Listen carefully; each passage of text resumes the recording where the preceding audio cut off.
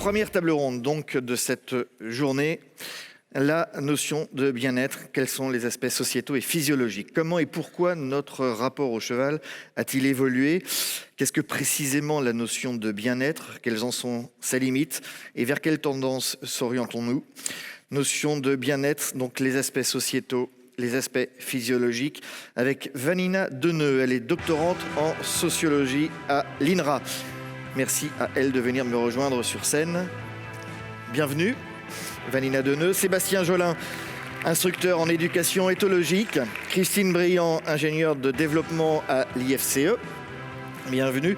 Et Maître Blanche de Grandvilliers, avocate, spécialiste en droit équin et membre de la commission droit de l'animal au barreau de Paris. Bienvenue à vous tous. Et pour vous interroger, Marion Dubois, journaliste à Ouest France. Bienvenue Marion.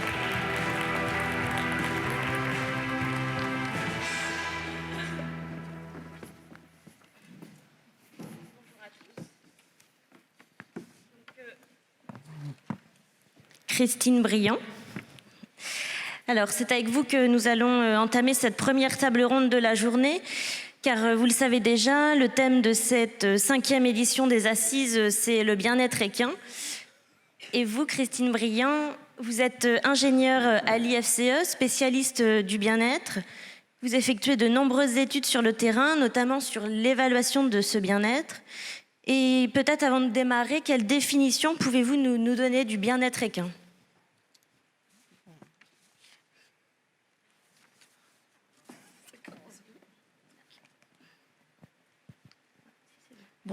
Bonjour à tous, vous m'entendez ? Bonjour à tous, donc voilà, la définition scientifique du bien-être des chevaux.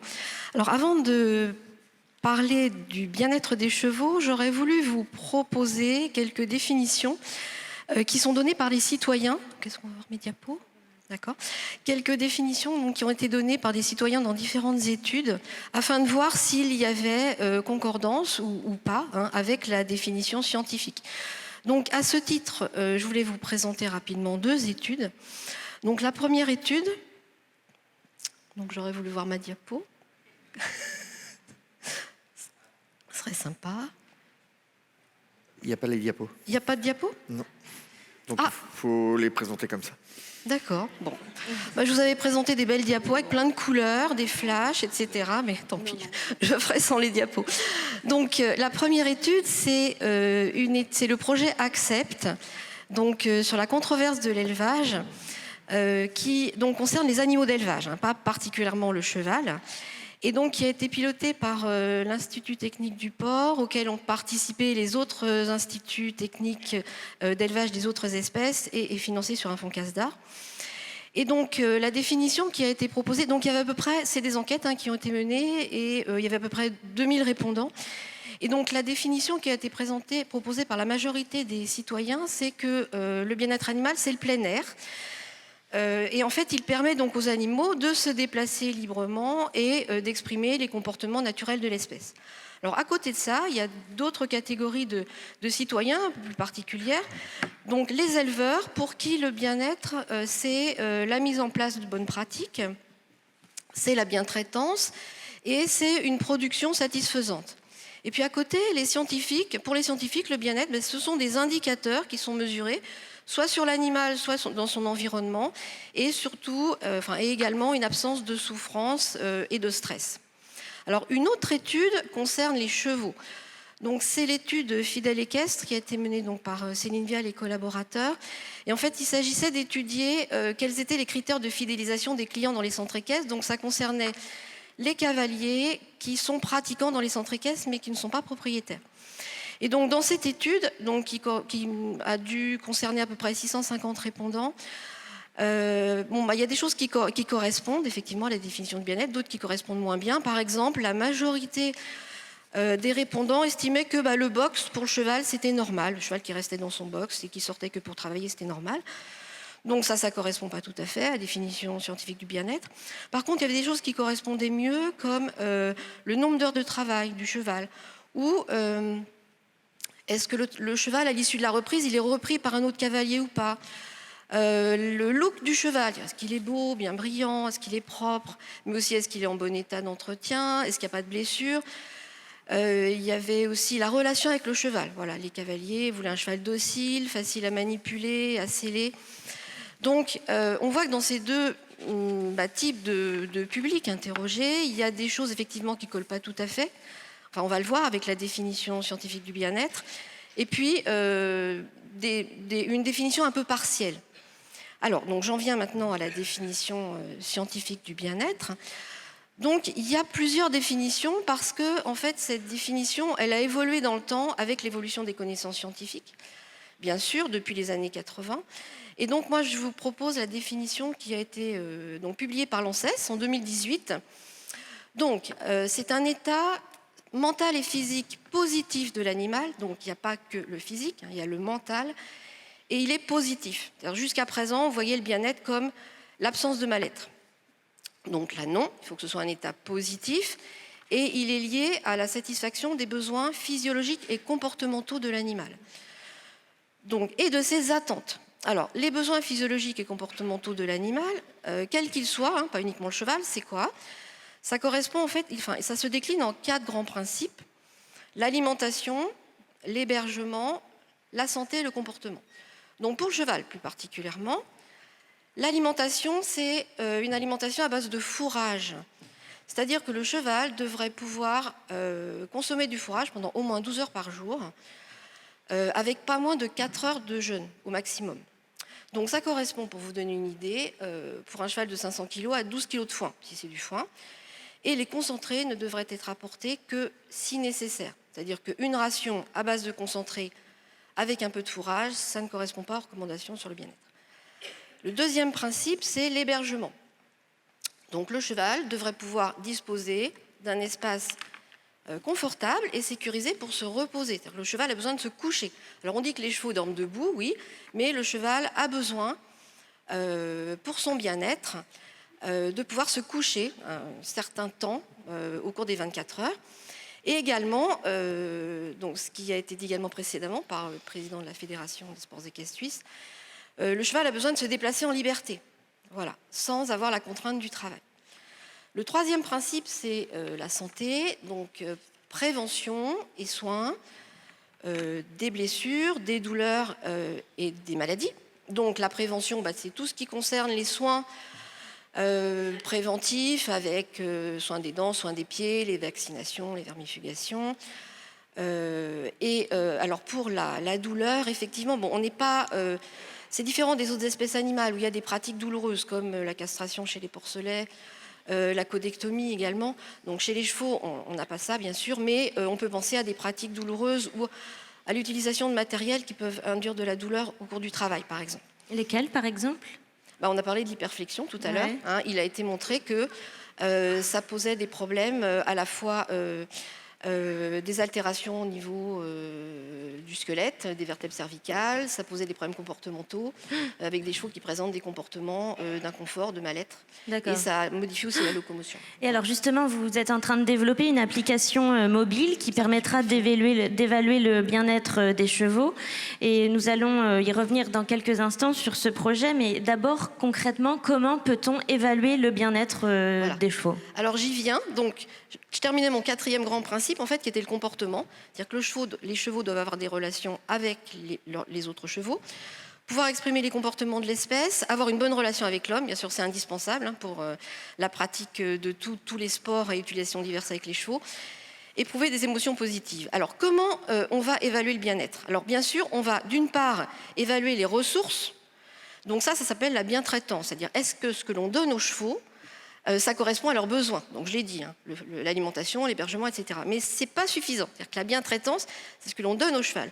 Mais le bien-être, c'est ce que va ressentir le cheval à travers ses émotions en fonction de ce qu'on lui apporte. Et ça va être propre à chaque cheval. Parce qu'en fait, le cheval va donc percevoir cet environnement qu'on lui offre à travers ses émotions, qui sont positives ou négatives, et ça en fonction de certains facteurs qui lui sont propres. Et ces facteurs qui lui sont propres, c'est par exemple son tempérament. Donc selon que le cheval est émotif, grégaire, sensible tactilement. Chacun va réagir différemment. Qu'il a une locomotion, qu'il a besoin de se déplacer ou pas. Voilà, il percevra cet environnement différemment. Bon, si on sépare un cheval grégaire de ses congénères, il va paniquer. Voilà. En fonction de son passé, de ses expériences, c'est-à-dire que les chevaux ont une mémoire de très longue durée. Bon, on sait que la relation avec l'homme, c'est au moins 10 ans, mais au moins. Voilà. En fonction également de ses capacités d'adaptation au milieu et aussi en fonction du stress. C'est-à-dire que si le cheval est soumis à un stress, évidemment, cet environnement sera perçu beaucoup plus négativement. D'accord. Voilà. Et donc, brièvement, si vous voulez parler de Oui. l'application, puisque vous êtes 4 et il faut réussir à donner la parole à tout le monde, cette application que vous préparez, Voilà. concrètement, est-ce que vous pouvez nous en dire plus? Elle sera disponible fin 2019, C'est début ça. 2020. C'est ça. Elle est actuellement en test, elle est en cours de développement. Donc, c'est une application qu'on a développée avec l'INRA et l'Université de Milan. Donc, en fait, il va s'agir d'évaluer une trentaine d'indicateurs. Donc, comme je vous l'ai dit, à la fois sur les ressources, c'est-à-dire quelle quantité de foin par jour, combien d'heures de liberté, est-ce que le cheval sort tous les jours du box, et également des indicateurs sur le cheval. Et on a travaillé à partir d'une application AWIN qui a été élaborée dans le cadre d'un projet européen, et on a ajouté à cette application, enfin on l'a validée sur le terrain, et donc on a estimé nécessaire d'ajouter des indicateurs comportementaux, c'est-à-dire qu'ils vont vraiment nous donner une information sur le ressenti du cheval au moment où on va le regarder, puisque l'observation des chevaux c'est capital pour savoir ce qu'ils ressentent. Voilà. Donc, on va avoir des informations sur l'état émotionnel du cheval, sur les grands états de mal-être potentiels. Et donc voilà, cette application après permettra d'avoir des graphiques donc avec l'évolution d'un groupe de chevaux, voire d'un cheval. Et alors, quel intérêt a cette application, sachant que depuis des siècles, les hommes n'en ont pas eu besoin pour s'occuper de leurs chevaux. Dans la salle, il y a énormément d'hommes et de femmes de cheval et ils n'ont pas besoin d'une application mobile. Qu'est-ce que cette application va leur apporter? Bien sûr. Alors bon, déjà, il n'y a pas, comme l'a dit tout à l'heure, parmi les détenteurs de chevaux, des gens qui connaissent parfaitement les besoins et le comportement des chevaux. Donc déjà, cette application devrait permettre de sensibiliser les détenteurs sur certains indicateurs qu'ils connaissent moins bien. Par exemple, une publication récente qui a montré que pour certains détenteurs, les stéréotypies, par exemple, tic à l'air, tic à l'ours, c'est pas forcément anormal. Donc, or, ça représente un état de mal-être. Donc, une sensibilisation. Et après, donc, l'application va permettre d'évaluer un groupe de chevaux. Donc, ça va permettre au détenteur, il va donc évaluer chacun de ses chevaux. Et ensuite, il y a une synthèse globale qui est faite avec l'évaluation du groupe et qui va faire ressortir éventuellement un problème sur un indicateur particulier. Et ensuite, l'application va permettre de suivre le groupe de chevaux. Et donc, lorsque l'évaluation sera refaite quelques semaines ou mois après, on pourra voir une évolution. Donc, ça peut permettre de suivre l'évolution d'un groupe de chevaux. Bon, bien sûr, si un détenteur veut utiliser l'appli pour son cheval en particulier, il pourra. Mais bien sûr, ce sera moins pertinent, puisque si on a sur un cheval donné des pieds qui ne sont pas tout à fait bien entretenu, effectivement, peut-être que le maréchal va passer demain, mais si c'est sur l'ensemble du groupe où effectivement il y a un entretien moyen, là effectivement il faut peut-être prévoir quelque chose au niveau de la gestion. Merci beaucoup Christine Briand. Je vous donne la parole cette fois à Vanina Deneux. Avec vous, nous allons aborder le bien-être équin sous un autre angle, plus sociétal. Vous préparez actuellement une thèse à l'INRA à Montpellier, intitulée « Pourra-t-on encore vivre et travailler avec les chevaux demain ?» Une question qui doit tarauder beaucoup de monde dans la salle. Dans le cadre de cette thèse, Vanina, vous êtes allée à la rencontre de plus d'une centaine de professionnels qui côtoient au quotidien les chevaux. Que retenez-vous de leurs témoignages ? Bonjour à tous. Alors, ce qui m'a frappée dans cette centaine de témoignages, c'est l'amour des professionnels pour leurs chevaux. Ils vont me parler des difficultés qu'ils ont au quotidien avec les chevaux, parce qu'en fait, il n'y a pas d'horaire avec les chevaux. C'est tous les jours, c'est du non-stop, c'est le week-end. Donc en fait, le temps des animaux diffère du temps humain. Aujourd'hui, on est dans une société accélérée où tout doit aller de plus en plus vite. Et en fait, avec les chevaux, avec les animaux de manière générale, ce temps-là n'existe pas et il faut vivre au rythme des animaux. Et donc, il y a une réelle dureté du travail. Et donc on me parle de sacerdoce, de sacrifice, on me parle justement de la difficulté à concilier avec la vie de famille. Et dans le même temps, ils sont incapables de vivre sans les chevaux. Il y a un véritable amour, voire une passion. Alors aujourd'hui, le mot passion est galvaudé, mais La passion, elle peut aller du génie à la folie. Et justement, le fait de vivre dans des conditions extrêmement difficiles et d'accepter ces conditions-là pour être et pour rester et vivre avec des animaux, on peut se poser ces questions autour du terme de passion. Et donc, j'ai beaucoup de personnes qui me disent qu'ils ne sont pas capables de passer plus de 3 jours sans voir des chevaux. Et donc, ils partent en vacances. Et soit il faut retourner, soit il faut aller voir les chevaux locaux, mais il faut voir des chevaux. Ça doit faire écho chez certaines personnes dans la salle. Je pense, oui. Ensuite, il y a quelque chose qui m'a interpellée, c'est les traits de personnalité. J'ai beaucoup de professionnels qui me font parler les chevaux, en fait. Oui, il m'a regardé comme s'il me disait ci ou comme s'il me disait ça. Et il n'y a pas du tout d'anthropomorphisme là-dedans. C'est vraiment une discussion avec l'animal et une communication de l'intime. Et pareil, on va me dire ah bah oui, tel cheval, c'est un clown ou c'est un guerrier. Donc il y a des traits de personnalité. Les chevaux sont aussi considérés comme des membres de la famille parfois. Donc ça, c'est quelque chose qui a été montré aussi dans d'autres sociétés. Par exemple, chez les éléphants au Laos, où il y a des portraits d'éléphants, etc., qui sont des membres de la famille. Donc on retrouve ça. Et j'ai eu aussi des cas où il a fallu suspendre l'entretien parce que l'émotion était trop forte. Alors, et étonnamment, c'était pas forcément des femmes. Vous me disiez, c'est la garde républicaine ou... Ouais. Oui, alors j'ai eu 2 cas qui ont été un peu marquants. Un à la garde républicaine qui me parlait de son cheval de cœur. Et voilà, où il a fallu justement suspendre un temps assez court, mais l'émotion était là. Donc là, c'est la perception dans le milieu professionnel et dans la société, la société française. Comment la place du cheval a-t-elle évolué ces dernières années ? Alors, la place du cheval dans la société, il faut la voir sur un temps beaucoup plus long qu'aujourd'hui. C'est-à-dire que il est le reflet de la société. On fait société avec les chevaux. Donc, quand on a été une société paysanne, les chevaux étaient paysans. Quand on a eu une société plus militaire, les chevaux ont été militaires. Au moment du 19e siècle, c'était l'industrialisation. Les chevaux aussi ont été emmenés dans cette société industrielle avec le transport, les chevaux dans les mines. Une période violente aussi, vous me disiez. Oui, tout à fait. Aussi bien pour l'homme que pour le cheval. Voilà, la violence, c'était la violence du travail autour de cette industrialisation à marche forcée, aussi bien pour les hommes que pour les chevaux.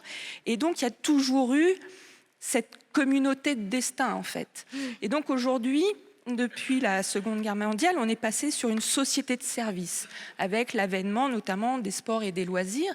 Et donc, le travail des chevaux s'est tourné vers les sports et les loisirs. Et que c'est devenu un objet de consommation ? Alors, l'équitation, la pratique, a pu être l'objet, en effet, d'un objet de consommation, avec peut-être, dans certains cas, la perte du sens du lien à l'animal et de la spécificité, justement, de ce rapport à l'animal. Ouais. Et aujourd'hui, on va vers une société, donc toujours de service, mais de service à la personne, que ce soit pour des malades, ou que ce soit pour le développement personnel. Et donc, on voit énormément le développement de l'équithérapie, l'équicoaching. Et dans un contexte de réchauffement climatique, on a de plus en plus d'attentes écologiques et d'une société qui va aller vers un travail plus écologique. Et là aussi, on voit de plus en plus les chevaux engagés dans un travail, notamment avec les chevaux territoriaux, le débarnage, etc. Et est-ce que le cheval a la notion du travail ? Quelle signification le travail a-t-il pour lui ? Alors, donc là, j'analyse mes résultats et en effet, ils corroborent les résultats qui ont été montrés par l'équipe de recherche dans laquelle je suis et qui est dirigée par Jocelyne Porcher, où oui, les animaux ont la notion du travail. Et donc, quand je demande aux professionnels quand est-ce que commence le travail, pour la majorité d'entre eux, c'est au moment où on va aller chercher le cheval au box ou le cheval au paddock au pré, c'est-à-dire quand il entre en interaction avec l'humain. Et ensuite, ce qu'il m'explique, c'est que les chevaux font la différence entre un travail à l'entraînement et la compétition ou pour les chevaux de police quand ils sont en ville. Et donc les attitudes vont changer aussi en fonction des prescriptions et des attentes du travail. Et alors on voit aussi dans la société monter des personnes qui préfèrent préserver les chevaux, donc on parle des animalistes, des antispécistes. Est-ce que c'est une bonne nouvelle pour le bien-être des chevaux, pour le bien-être équin? Est-ce que les chevaux doivent se réjouir de se voir préservés? Voilà, quelle est votre opinion? Je pense que aujourd'hui, on est dans une tyrannie des minorités. C'est-à-dire qu'on va avoir des animalistes qui vont avoir une vision minoritaire et extrémiste et qui mettent en avant des pratiques également minoritaires et extrémistes de violence envers les chevaux. Et dans leur représentation, il y a une surinterprétation de la liberté, de ce qu'est un cheval en liberté. Je ne suis absolument pas convaincue qu'un cheval en liberté soit pleinement heureux. Il y a la lutte pour la survie, donc l'accès à l'alimentation, il y a la compétition entre congénères. Et souvent, cette représentation de la liberté, ça va être pour le chef de meute, pour le loup ou les talons. Mais il n'y a pas que les talons. Et donc, il y a une surreprésentation de la liberté qui fait qu'on a une vision biaisée des relations homme-animal. Et si on reprend l'histoire de la domestication, de nos relations aux animaux, en fait, on a d'abord vécu de manière commensale, donc côte à côte. On a domestiqué les animaux, mais les animaux, c'est ce que montrent les archéozoologues, nous ont domestiqués également. Donc on a une relation de réciprocité. Très bien. Merci beaucoup. Merci à vous. Sébastien. Je vais passer la parole à Sébastien Jolin. Alors vous êtes l'homme de terrain. Depuis plus de 15 ans, vous foulez les prés et les sables des carrières pour éduquer ou rééduquer les chevaux. Vous êtes cavalier professionnel, un adepte de l'éthologie. Vous avez travaillé pendant de longues années au Haras de Hus près de Nantes. Un chiffre peut-être pour vous résumer. Vous avez débourré plus de 2000 chevaux. Alors justement, sur l'éducation des jeunes chevaux de sport, qui peut être un moment compliqué dans leur vie, à quoi, selon vous, se résume le bien-être? Alors bon, d'abord, c'est vraiment une étape qui est assez périlleuse aussi pour l'avenir du cheval, le débourrage, mais c'est aussi un changement d'environnement brutal pour lui. C'est-à-dire que souvent, il est au champ avec ses congénères, les éleveurs, ils font un prélèvement et ils me l'emmènent. Et quand il arrive à l'écurie, c'est déjà un gros facteur environnemental. C'est-à-dire que tout est nouveau, il y a le confinement, parce qu'ils arrivent dans un box. Alors j'avais la chance au Haras d'avoir des box qui étaient ouverts sur courette. Et ça a changé quand même pas mal les choses. Mais on a cette adaptabilité à l'environnement qui est vraiment un facteur important qu'on ne prend pas assez en compte. Pourquoi ? Parce que il y a une réalité économique derrière ça. C'est qu'on nous envoie un cheval au débourrage.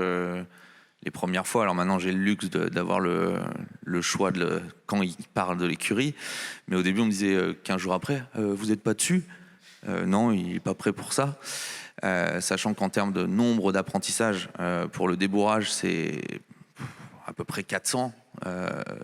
Concrètement, ça veut dire quoi ? Il faut 400... Chaque apprentissage, c'est-à-dire, si je donne un exemple, je mets une pression quelque part, j'attends une session, c'est un apprentissage. Si vous multipliez ça, que ce soit au sol, à la longe, aux longues graines, montée, en extérieur, sur des parcours, sur du dressage, l'application des aides, le raffinement de tout ça, on arrive à un grand nombre d'apprentissages. Et ça, c'est un problème que le débourrage prenne du temps pour les éleveurs ou les cavaliers. Mais c'est moins un problème de répéter ces apprentissages qui ont été appris pendant 1 mois, pendant 6 mois pour une performance, alors que ce n'est que finalement que de la répétition et de la construction musculaire. Donc ça, je pense que c'est déjà une vision un peu tronquée de ce stade-là. Après, il y a quand même des facteurs qui sont à respecter, comme tout le monde l'a dit depuis le début, c'est-à-dire cette quantité de foin par jour qui doit être à volonté pour moi, donc entre 12 à 18 kilos en fonction des chevaux. Et en espérant que le cheval ne gloutonne pas le foin pour qu'il ne lui en manque pas dans la journée. Les sorties autres que le travail, Alors le paddock, bien sûr, parce que ça permet effectivement d'avoir une liberté de mouvement, des sorties en main, des choses qui vont permettre aussi au cheval d'appréhender son environnement sans contrainte, en tout cas avec le moins possible. Ça, c'est un petit peu le cœur, pour moi en tout cas, du bien-être d'un cheval qui arrive au débourrage et le début. Est-ce qu'au fil des années, vous avez vu le rapport au bien-être évoluer de la part des cavaliers, du monde professionnel qui vous entoure? Alors, oui, sur plusieurs... déjà, il y a une prise de conscience, parce qu'il y a quand même eu beaucoup de publications, beaucoup de... les médias sociaux font aussi le relais de tout ça, donc c'est plutôt positif dans ce cas-là. La mise au paddock, en l'occurrence... Bon, ça m'a fait un petit peu rire l'étude qui montre que c'est plutôt bien de mettre les chevaux au paddock, mais heureusement la plupart des cavaliers de haut niveau le font, mais c'était quand même pas le cas il y a 10 ans, ça c'est certain. Ils avaient peur des blessures, et c'est vrai que quand on a un cheval de haut niveau, on a tendance à trop le protéger, le surprotéger pour éviter qu'il se blesse. Il y a aussi le discours qui a changé, et aussi beaucoup moins d'anthropomorphisme. C'est-à-dire ? Disons de lui accorder des sentiments humains en y réfléchissant un petit peu plus. Voilà. D'accord. Même si c'est souvent le cas, mais c'est vrai qu'il y a une prise de conscience là-dessus aussi. Et alors justement, vous qui êtes au quotidien auprès des chevaux, est-ce que des théories développées par des scientifiques comme vos voisines, par exemple, trouvent un écho chez les professionnels, vous qui êtes plutôt dans la pratique et peut-être un peu moins dans la théorie? Alors j'ai essayé les premières années de transmettre ces théories aux éleveurs, aux cavaliers, aux praticiens courants, et les retours étaient pas bons en fait. C'est-à-dire que c'était trop intellectualisé, ils disaient que c'était il faut faire avant de pouvoir expliquer. Donc je me suis accordé à faire d'abord, et après les gens revenaient vers moi pour me demander comment j'avais fait. Donc ça, j'ai trouvé ça plutôt positif. Il y a quand même des gens qui font un travail remarquable de vulgarisation justement de tout ce qu'on peut avoir tiré de l'éthologie scientifique. Et ça, je trouve ça très positif. En l'occurrence, là, on a eu pendant 6 à 8 mois une zone test avec les Alansat qui travaillent à l'INRA pour essayer de montrer les bienfaits du renforcement positif sur une technique déjà donnée. On est en train de décortiquer les données, mais a priori, c'est très représentatif. Et c'est souvent, malheureusement, quand les professionnels ont des problèmes avec le cheval, qui se posent des questions. Ouais. Donc c'est là qu'ils viennent avec leurs chevaux, et où ils ont une interprétation de leurs problèmes, mais des fois ils n'ont pas vu l'origine du problème. Ouais. Et là, du coup, ça les remet en questionnement et remise en question, parce que le cheval est très doué. C'est un constat que vous tirez aussi, Madame Briand, d'être sollicitée uniquement sur le côté quand il y a un problème? Ça marche? Oui. Oui, alors moi je suis sur le terrain, mais effectivement beaucoup moins que Sébastien. Par contre, on est en relation avec le public à travers nos webconférences. Et donc où on a une centaine de personnes qui assistent à la webconférence, et donc la webconférence est sur un sujet donné, et on a plein de questions particulières effectivement sur mon cheval a ci, mon cheval a ça, comment je peux régler ça. Et c'est vrai que souvent les gens ils partent dans une méthode de travail, et c'est quand ils ont un problème que ils se disent alors oui, il faut que donc est-ce que je vais voir un comportementaliste, est-ce que je vais voir, et effectivement mais ça peut permettre d'ouvrir effectivement sur des nouvelles choses. D'accord. Et alors Sébastien Gelin, quand on a préparé ce moment, vous m'aviez confié que vous étiez persuadé que dans 50 ans, il ne sera plus possible de monter à cheval. C'est peut-être un avis partagé par d'autres, mais pourquoi cette impression? Alors c'est un peu violent, mais disons que persuadé, j'espère pas en fait dans tous les cas, mais c'est sûr que vers le fait de on interdit une poule en batterie, si on met au rapport du cheval, qu'est-ce que c'est qu'un cheval dans un box? Il y a plein de questionnements comme ça, donc et c'est un petit peu ce que nos amis suisses essayent d'éviter, et je trouve qu'ils ont raison, c'est justement d'anticiper dès le moment où on ne pourra pas justifier nos méthodes d'entraînement, nos méthodes d'hébergement, justement en adéquation avec la nature même du cheval. C'est là qu'on risque de se faire coincer et qu'on finisse par nous interdire de monter à cheval, en disant que c'est de la torture. Il y a aussi un point sur lequel je voulais revenir, c'est que on parle de bien-être. Il y a aussi je sais même pas si on peut dire ça, mais un bien-être musculaire. C'est-à-dire qu'un cheval qui porte un cavalier, il doit être construit pour le faire. Surtout sur les chevaux de sport, et en tout cas, c'est un peu plus ma partie. Mais des fois, on se dit oui, moi je le monte en licol, dehors, etc. Et on voit le physique du cheval qui est détruit par le fait de porter le cavalier en extérieur, dehors en licol. Donc ça, c'est aussi c'est un peu plus technique, un peu plus physiologique. C'est un rapport vétérinaire également, mais c'est quand même à noter dans le bien-être du cheval, à mon avis. Et vous me disiez aussi qu'en termes de soins, dans le sens, selon vous, dans l'environnement du cheval, dans son quotidien, vous trouvez peut-être on les tombe trop, on les couvre trop, on les chouchoute trop, on en fait trop, et au final, à vouloir trop bien faire pour leur bien-être, on va à l'encontre de ça ? Disons que si vous laissez un cheval sans y toucher ou en faisant, allez, on va dire les pieds, le basique, il est rarement blessé. Vous mettez tout ce qu'on met en œuvre pour essayer de le préserver, et là, il a des blessures. Donc, c'est peut-être un petit questionnement. Après, il y a aussi des méthodes et des objectifs, des contraintes d'entraînement. C'est-à-dire la tonde, par exemple, c'est quand même pratique d'avoir un cheval tondu. Il y a une côté praticité pour l'homme, plus que pour le cheval. La tonde, c'est un problème aussi au niveau des fanons, parce que ça évacue moins l'eau, etc. On peut avoir des pathologies là-dessus. Les douches trop fréquentes sont agressives pour la peau. Donc il y a plein de choses à faire, mais c'est pareil. Je pense que ça a assez bien évolué dans le bon sens, en tout cas. Très bien, merci. Merci. Blanche de... Alors, Blanche de Grandvilliers, bonjour. Vous êtes avocate spécialiste du droit équin. Une notion importante quand on parle du bien-être du cheval. Impossible de ne pas évoquer le cadre légal. Donc, maître Blanche de Grandvilliers, aujourd'hui, en 2019, est-ce que vous pouvez nous expliquer en France quel est le statut juridique du cheval ? Alors, le statut juridique du cheval, comme le cheval est un animal, donc comme tous les animaux, il est un être sensible. Alors, c'est une notion dont on entend beaucoup parler aujourd'hui. Il faut peut-être rappeler, ça l'a été juste avant, c'est que c'est d'abord le développement de la science qui a fait qu'on a pris conscience que l'animal ressentait. Avant, c'était l'animal-machine, c'était la théorie de Descartes. Et avec les progrès de la science, on s'est rendu compte que l'animal-machine, c'était une hérésie, que l'animal était apte à ressentir des choses comme les humains, sans faire de l'anthropomorphisme. Donc, si vous voulez, il y a eu les progrès de la science.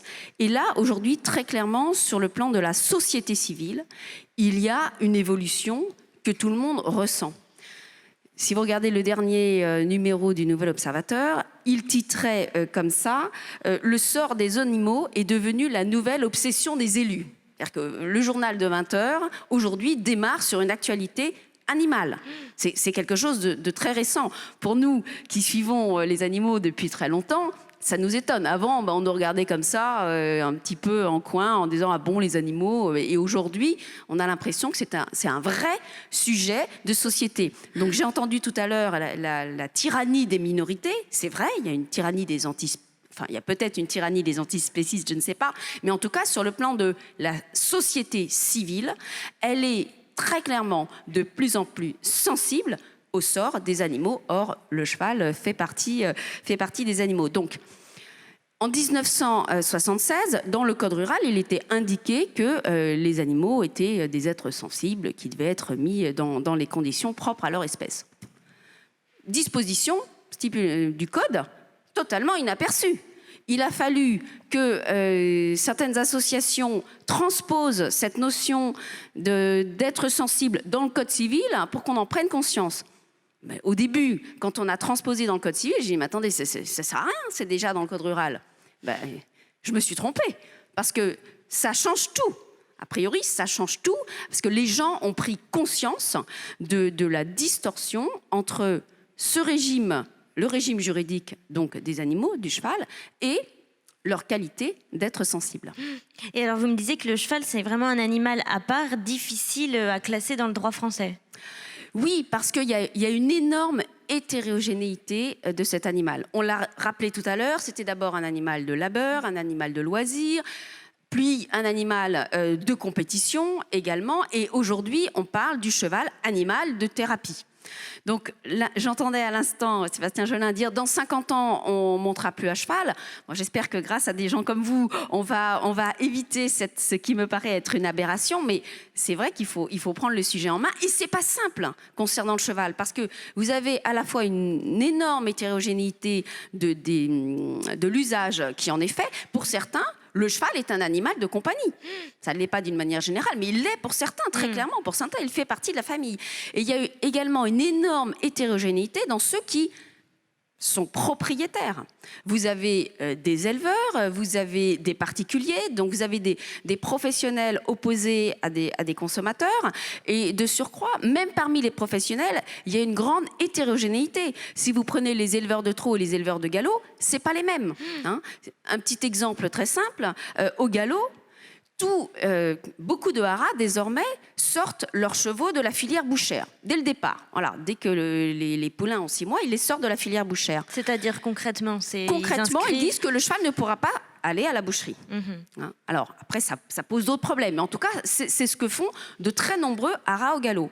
Au trot, il n'y a pas cet automatisme. Hein.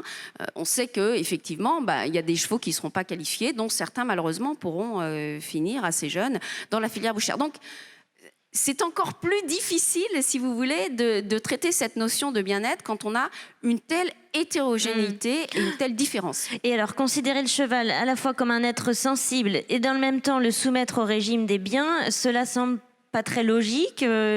Comment cette décision vient perturber le cadre juridique ?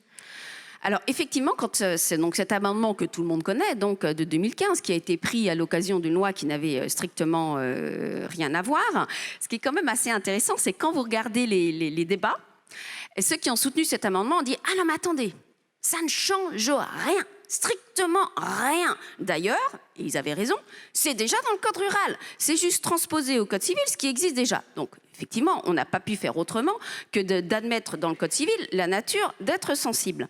Et on a bien dit, ah mais attention, il y aura toujours la chasse, il y aura toujours la pêche, il y aura toujours les courses. Mais, depuis que la nature d'être sensible a été introduite, on vous dit, non mais attendez, les mêmes, vous dites, non mais attendez, là, il y a un problème. Vous avez introduit la notion d'être sensible, mais vous nous dites qu'ils sont soumis au régime des biens. Mais c'est pas logique. Parce que, comme disait Bruno Chin, je me souviens très bien, cet regretté avocat que tout le monde connaît bien, tous ceux qui ont pratiqué le droit équin, il disait, alors, très bien, l'animal est un meuble sensible. Non mais c'est aberrant. Donc effectivement, aujourd'hui, il y a ce problème de distorsion, puisque on a une qualification juridique, être sensible, et on a des règles qui sont des règles qui ne s'appliquent pas, puisque ce sont des règles qui s'appliquent aux biens meubles. Très bien. Et à quelles évolutions faut-il s'attendre concernant le statut de l'animal dans les années à venir ou... Alors aujourd'hui, on entend parler évidemment de personnalité juridique donnée aux animaux. Alors, c'est vrai que cet amendement, sans mauvais jeu de mots, c'est un vrai cheval de Troie. Parce qu'aujourd'hui, on vous dit, ah, mais on a reconnu cette notion d'être sensible, donc aujourd'hui, il faut aller plus loin. Il faut changer le statut juridique. Alors, changer le statut juridique, il y en a, bien sûr, qui soutiennent qu'il faut donner une personnalité juridique aux animaux. Évidemment, pas la même personnalité juridique que celle qu'on donne aux hommes, mais par exemple, comme la personnalité juridique des personnes morales. Une personnalité juridique technique. Hein. Donc, c'est-à-dire reconnaître que l'animal est sujet de droit et pas seulement objet de droit. Alors, ça pose un certain nombre de questions. Hein. J'ai envie de vous dire que il y a beaucoup de débats, mais je ne sais pas si ça va aboutir et je ne sais même pas si ce serait véritablement la solution pour améliorer la protection de l'animal. Là-dessus, il y a peut-être d'autres moyens, mais en tout cas, l'idée de cette personnalité juridique, c'est d'améliorer la protection de l'animal. C'est ce qui est sous-jacent aujourd'hui. Alors, il y aurait peut-être aussi une autre possibilité, c'est de dire, sans accorder ou non la personnalité juridique, je ne sais pas, mais peut-être faire un régime propre à l'animal, parce que aujourd'hui, on est propre au cheval. Pardon, propre au cheval, mais le cheval est un animal. Donc, est-ce qu'on ne va pas faire un régime juridique propre au cheval ? voyez, enfin, le cheval reste un animal. Donc, on ne va pas sortir le cheval de l'animal. Hein. Donc, c'est un régime global. Donc, l'idée, c'est effectivement peut-être faire un régime juridique distinct des choses pour les animaux. Et là, dans ce qu'on a dit tout à l'heure, j'entends que, évidemment, la filière aime les chevaux. Hein, vous l'avez rappelé, mais c'est tellement vrai, mais c'est tellement méconnu également. Hein, donc, il faut communiquer, il ne faut pas avoir peur. Oui, mais des journées comme celle-ci sont là aussi pour ça. Bravo, il faut pas avoir peur, il faut justement montrer que ceux qui aiment les chevaux, ce sont ceux qui vivent avec toute la journée. Peut-être juste pour terminer, une minute, un dernier point peut-être intéressant. Dans le cas des maltraitances animales, quel arsenal juridique existe aujourd'hui pour punir les personnes impliquées ? Alors, la France a un peu de retard. Déjà, il n'y a pas de ministère du bien-être animal comme cela peut exister dans certains pays, dans la Suisse par exemple, en Belgique aussi, nos voisins. Donc ça, c'est peut-être une chose sur laquelle on pourrait réfléchir. Et puis, il y a effectivement des textes. Il y a des textes qui répriment les actes de cruauté et les sévices graves. La difficulté, c'est qu'aujourd'hui, pour appliquer ces sanctions, on exige une intention perverse. C'est-à-dire que le texte dit que sont coupables, c'est un délit, de commettre des actes de cruauté, mais aussi des sévices graves. Dans les sévices, en principe, il ne devrait pas y avoir de notion d'intention perverse. À partir du moment où on constate que l'animal a subi ces sévices, cela devrait suffire. Et pourtant, la jurisprudence exige donc cette intention perverse. C'est très bien d'avoir fait un délit. Le problème du délit, c'est qu'il faut des plaintes. Les plaintes, c'est compliqué pour les gens. Il faut les soutenir, il faut aller au bout. Ils sont pas équipés pour ça. Il leur faut un avocat. C'est très long et très souvent, ça n'aboutit pas. Donc peut-être réfléchir. Bon, il y a eu des projets sur des amendes forfaitaires, etc. Donc ça n'a pas abouti parce qu'effectivement, le constat de la maltraitance, ça peut pas être fait de manière forfaitaire. Il faut un vétérinaire pour le constater. Mais en tout cas, il faut peut-être, non pas renforcer, je ne suis pas sûre que renforcer les sanctions soit la bonne solution. Déjà, appliquons les textes et faisons en sorte également, par exemple, sur l'interdiction de détention d'un animal, qui est ce qui permet de mieux protéger les animaux, dont font partie le cheval. Déjà, il pourrait y avoir des petites réformes qui seraient faites, qui permettraient d'améliorer le sort et de mieux réprimer les maltraitances. Merci beaucoup, Maître de Grandvilliers. Merci à vous. Allez, on va prendre... N'hésitez pas à lever la main si vous souhaitez intervenir. Ah oui, vous avez parlé de... Ça, je pense que c'est pour vous. Le nom de l'application que vous avez développée avec l'Université de Milan, alors, elle s'appellera Equibien-être. Donc, elle sera diffusée et téléchargeable gratuitement sur les plateformes. Voilà, d'ici la fin de l'année ou début de l'année prochaine. Plateforme, Apple, oui, voilà, oui, tout à fait. Et elle sera gratuite. Gratuite, oui. Très bien. Alors, d'autres questions. Quels arguments pour défendre le fait de monter sur le dos d'un cheval ? Qui s'y colle ? Moi, je veux bien essayer de répondre, mais je laisserai bien sûr la parole aux spécialistes. Non, moi, je voudrais parler, par exemple, des courses. C'est un sujet que je connais, donc je ne connais pas tous les sujets, donc celui-là, je peux en parler. Les courses, pour beaucoup de gens, c'est l'exemple type de la maltraitance animale. C'est tout l'inverse. Hein. Les chevaux de course, ils sont totalement chouchoutés. Hein. Il y a une jument, là, une poulinière qui vient d'être achetée par un milliardaire, 4,5 millions d'euros. Je peux vous dire que le premier qui va lui mettre un coup de fourche, il va passer un sale quart d'heure. Hein. Donc ce sont vraiment, ils sont très bien traités. Et surtout, ce qu'ils ont, ces chevaux, c'est qu'ils aiment la compétition. Il y a tout ce débat autour de la cravache en disant mais c'est de la maltraitance, on leur met des coups de cravache. Par contre, dans l'équitation classique, on met des éperons, mais ça choque personne. Hein. Mais qu'on mette un coup de cravache sur un cheval, ça choque parce que y a de la publicité. Mais enlevez la cravache. Hein. Les chevaux, ils vont toujours aimer, ils aiment courir. C'est pas les 3 coups de cravache qu'ils font, ils ont envie de passer le poteau en tête. Hein. Donc, ils aiment ça. Christine Briand. Ah, pardon. Les deux.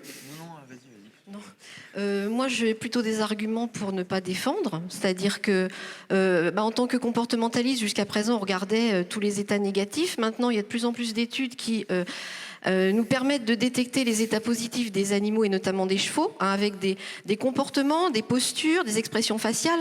Bon, vous savez tous ici, quand un cheval a les oreilles en arrière, d'une façon générale, c'est que ça va pas.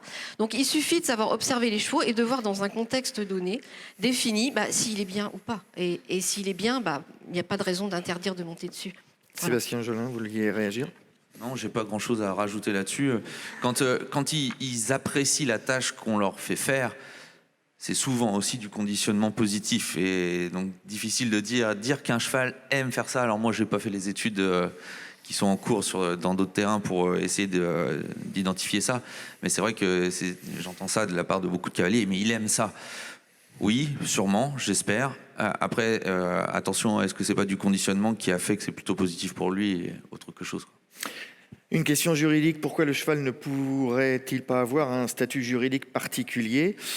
Et pouvez-vous comparer avec le statut du chien? Alors, c'est une thèse que j'ai soutenue. Hein. Le cheval, l'animal, aurait un statut particulier parce que c'est un animal de compétition, etc. Bon, alors, comparé avec le statut du chien, c'est ce qu'a fait un politique que je ne vais pas nommer, qui a soutenu que le cheval, désormais, serait un animal de compagnie, comme le chien. Et donc, il a soutenu cette loi, qui n'a pas abouti, évidemment.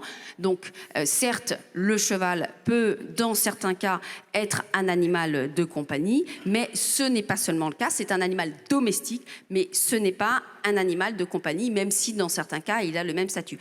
Personnellement, je ne pense pas qu'on pourrait donner au cheval un statut particulier. Maintenant, s'il y a des propositions, je serais ravie de les entendre. Vanina Deneux. Oui, j'aimerais ajouter un point, c'est-à-dire qu'on parle justement de l'animal de compagnie.